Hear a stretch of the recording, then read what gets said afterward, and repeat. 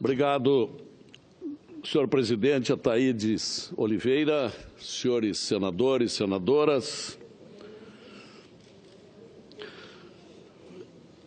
Antes de mais nada, reiterando então a informação que acaba de repassar o senador Telmário Mota, também, senhor presidente, acaba de receber cópia do decreto do presidente, onde diz que, considerando a cessação dos atos de depredação e violência e consequente restabelecimento da lei e da ordem, decreta-se, então, a revogação do decreto de ontem sobre as violências aqui na capital federal.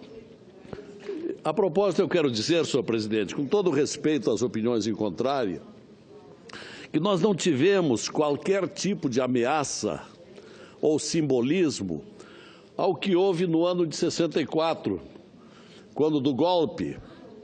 Eu entendo bem diferente, está havendo uma confusão com o que acontecia ontem em Brasília. Brasília ontem estava sendo incendiada aqui na esplanada dos ministérios. Os danos foram muito grandes.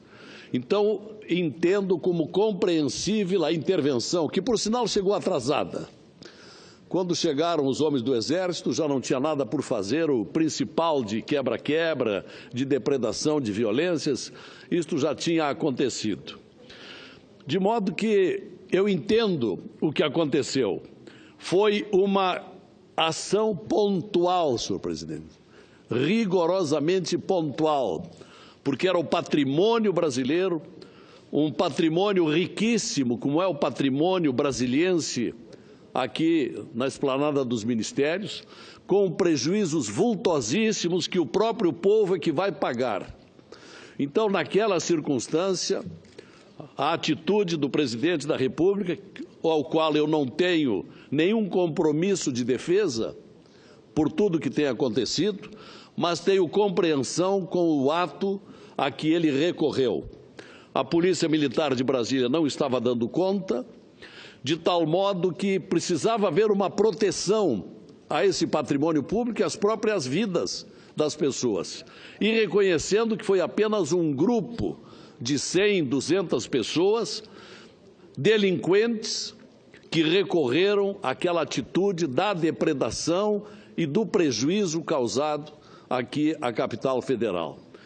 Então, a própria atitude desta manhã, divulgada agora há pouco, tem toda a razão de ser, tem toda a procedência. Foi um ato isolado e necessário, porque não se fale em tropas do Exército nas ruas. Não houve tropas do Exército em São Paulo, no Rio, em Porto Alegre, não houve nada disso. Houve uma tropa aqui na esplanada dos ministérios para conter a desordem, coisa perfeitamente compreensível. Dito isso, senhor presidente, senhores senadores e senadoras e telespectadores da TV Senado e da Rádio Senado, estas imagens de ontem das labaredas na esplanada dos ministérios, o quebra-quebra nas ruas da capital e a depredação de valiosos monumentos como a Catedral de Brasília não deixam dúvidas. O país está no rumo da decadência. Quando tudo parecia se inclinar para alguma recuperação, a recessão diminuía, a inflação diminuía, embora indelevelmente, os juros baixando, o desemprego pouco ou quase nada mais baixando, houve a famosa delação premiada da JBS e o comprometimento do senhor presidente da República, voltando tudo à estaca zero ou a pior que a estaca zero, um retrocesso ainda pior, porque o comprometimento do próprio presidente da República, o que retira-lhe os méritos do pouco de positivo que vinha fazendo. E é por isso que eu uso aqui a expressão decadência. Nós estamos a caminho de uma decadência brasileira, sem falar na vergonha que nós estamos passando, o desprestígio, a falta de credibilidade do país. Isto são realidades. As crises política e econômica se arrastam nesses últimos anos e não apenas em razão do governo atual. É preciso sempre fazer esta distinção. Isto vem de longe, senhor presidente. Alimentado pelas revelações de inúmeros casos de assalto ao patrimônio público, conhecidos de todos, de toda sorte equívocos no comando do país nos últimos anos. As crises também arruinaram sonhos e elevaram a desconfiança dos cidadãos de bens das atuais instituições democráticas. Dia após dia, o Brasil assiste à dilapidação de suas riquezas, pelas incertezas na política e na economia e pela continuada afronta aos princípios éticos esperados no trato da coisa pública. Esta sucessão de escândalos e de notícias ruins levam a sociedade a cobrar das autoridades respostas urgentes. Agora, que respostas urgentes seriam estas? Mudanças, senhor presidente. Sem mudanças não chegaremos a lugar nenhum, a não ser para o pior. Apesar de tudo, e mesmo depois de termos tomado decisões importantes aqui no Congresso Nacional, como o afastamento da presidente Dilma, a fixação de um limite de responsabilidade para o gasto público, a decadência moral, política e econômica seguiu adiante, esgotando a paciência dos cidadãos de bem do Brasil. O cenário falacioso desempenhado pelo governo anterior desabou por completo diante dos fatos. Mas a resistência de grupos beneficiados por privilégios contra a mudança se manifestam cotidianamente. Até mesmo as tensões no campo ganharam nova dimensão. Nossas crises múltiplas são resultado do esgotamento de recursos fiscais, usados sem freios para atender reivindicações de grupos organizados de delinquência instalada no Estado há bastante tempo e a projetos político-partidários de perpetuação no poder. Sem respeito às regras de boa gestão e muito menos aos interesses da nação ao longo prazo, a economia encolheu mais de 10% nos últimos anos. Esse é um dado que deveria ser revisado e repassado aqui diariamente no Senado Federal. A economia do Brasil encolheu mais de 10% nos últimos anos. Isso não é de agora, isto vem de longe. E a escassez de recursos públicos agravou as tensões sociais e desafia o Pacto Federativo. Essa catástrofe já levou a uma revisão de prioridade de gastos e a descoberta da necessidade da adoção de novos mecanismos de controle social do orçamento da União.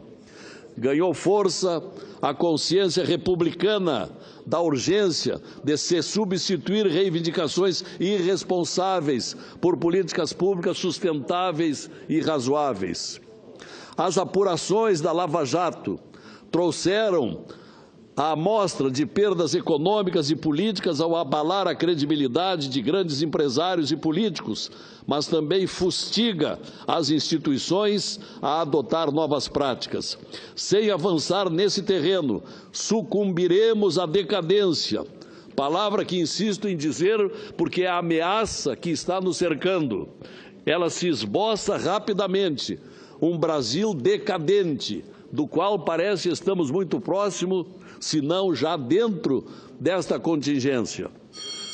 Se não encararmos as dificuldades estruturais e sem tratar a questão moral como prioritária, não impediremos o retrocesso econômico e social. Muito tem se ouvido essa palavra pelo Brasil afora.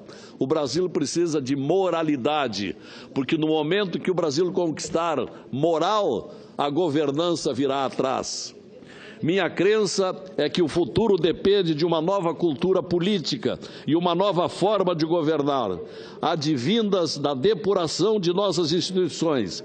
Sem essa depuração que o Judiciário precisa fazer, continuaremos na mesma. Se continuarmos a assistir o cenário de degradação em volta sem reagir, sem compromissos com a verdade, sem espírito público, sem visão de longo prazo, vai se afirmando cada vez mais a decadência. Repito sempre, a ameaça que nos cerca e está muito próxima. restará aí, nesta hipótese, a degradação social, da qual já sentimos sintomas, a começar pelos 14 milhões de desempregados. Então, senhor presidente, depois das conturbações dos últimos dias, das depredações de ontem, da indefinição, das incertezas quanto à posição do senhor presidente da República, nós precisamos encontrar soluções aqui nesta casa. Nós temos enorme responsabilidade, tanto quanto o Ministério Público, tanto quanto o Poder Judiciário, que anda devagar. E nas mãos de quem está a solução, principalmente para a depuração. Nós precisamos de mudanças, mudança de estilo, mudança de governo, mudança de pessoas. Sem isso, nós realmente estaremos caindo na decadência. Obrigado, senhor presidente.